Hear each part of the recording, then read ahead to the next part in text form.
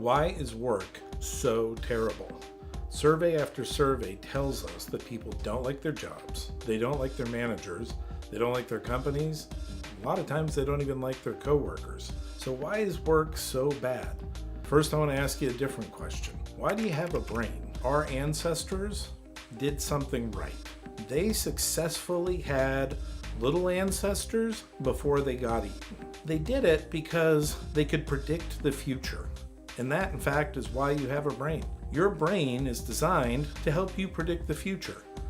Your ancestors could effectively avoid the places and times and situations that would get them eaten or put them in some sort of danger.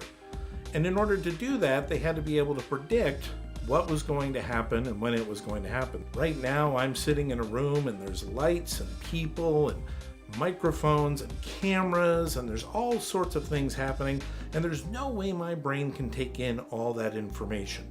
So what my brain gets really good at doing is figuring out what to pay attention to and what to ignore. You could think of it as like filtering. Some stuff gets through, a lot of stuff gets thrown out. And those filters are based on what we call mental models. Our brain has built a representation of the world. We're not working with the outside world, we're working with our model of the outside world. It's not perfect. In fact, it has a lot of problems with it. If something happens in the outside world that doesn't match what we expect, it causes something called cognitive dissonance. It's when you expect one thing and you get another. Cognitive dissonance is the brain's kryptonite. It can't stand it. And so if it's in that cognitive dissonance state, it makes up stories. And the stories it makes up are mostly fiction. They really aren't what's happening. Now, your situation, of course, is unique, and I can't possibly comment on whether you're going through something terrible or not. I don't know that.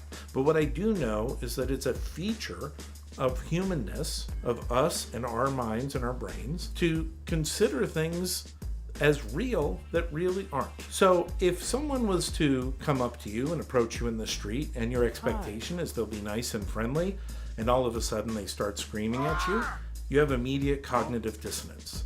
They could be warning you about an impending problem, such as, hey, I'm yelling at you to get your attention because there's something about to fall on your head.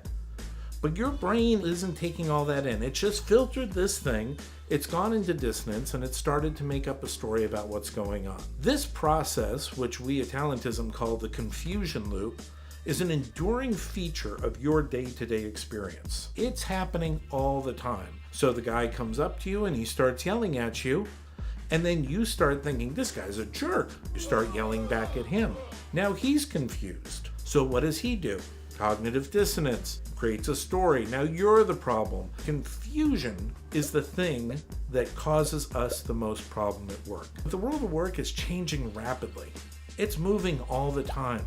But our brain, trying to predict the future, is predicting a future that isn't there, and we're confused when it isn't happening. And rather than seeing that we're confused in that situation, we make up a story about how we are the victim of a situation and are being treated unfairly, when in fact there could be even greater possibility for us in the world of work. But our brain can't see it.